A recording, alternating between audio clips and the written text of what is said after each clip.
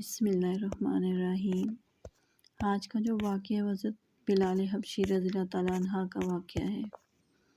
حضرت بلال حبشی رضی اللہ تعالیٰ عنہ مشہور صحابی رسول ہیں جو مسجد نبوی کے مؤذن رہے۔ قبول اسلام سے قبل آپ ایک کافر کے غلام تھے۔ اسلام پر جب ایمان لے آئے تو آپ کو طرح طرح کی تکلیفیں دی جانے لگی۔ امیہ بن خلف جو مسلمانوں کا سخت ترین دشمن تھا، ان کو سخت گرمی میں دوپہر کے وقت تپتی ہوئی ریت پر سیدھا لٹا کر ان کے سینے پر پتھر کی بڑی چٹان رکھ دیتا تھا تاکہ وہ حرکت نہ کر سکیں۔ وہ چاہتا تھا کہ آپ یا تو اس حال میں مر جائیں یا زندگی بچانے کے لیے اسلام سے ہٹ جائیں، مگر وہ اس حالت میں بھی احد کہتے تھے، یعنی معبود ایک ہی ہے۔ رات کو زنجیروں میں باندھ کر کوڑے لگائے جاتے اور اگلے دن انہی زخموں کو گرم زمین پر ڈال کر زیادہ زخمی کیا جاتا تاکہ بے قرار ہو کر اسلام سے پھر جائیں۔ حضرت ابوبکر صدیق رضی اللہ تعالیٰ عنہ نے جب آپ کو اس حالت میں دیکھا تو ان کو خرید کر آزاد کر دیا۔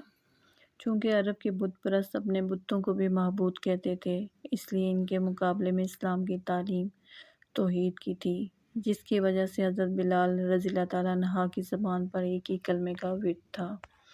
اس کا یہ صلہ ملا کہ پھر حضور اکرم صلی اللہ علیہ وآلہ وسلم کے دربار میں مؤذن بنے اور سفر حضر میں ہمیشہ اذان کی خدمت ان کے سپرد ہوئی۔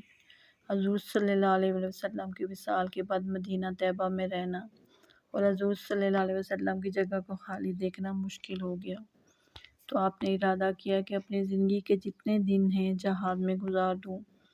اس لیے جہاد کی نیت سے چل دیے۔ ایک عرصے تک مدینہ منورہ لوٹ کر نہیں آئے۔ ایک مرتبہ حضور صلی اللہ علیہ وسلم کی خواب میں زیارت کی۔ آپ صلی اللہ علیہ وسلم نے فرمایا کہ بلال، یہ کیا ظلم ہے، ہمارے پاس کبھی نہیں آتے۔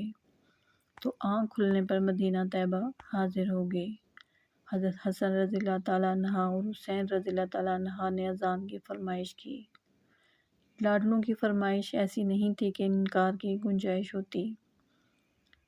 جب آپ نے اذان کہنا شروع کی تو مدینے میں حضور پاک صلی اللہ علیہ وسلم کے زمانے کی اذان کانوں سن کر کوہرام مچ گیا۔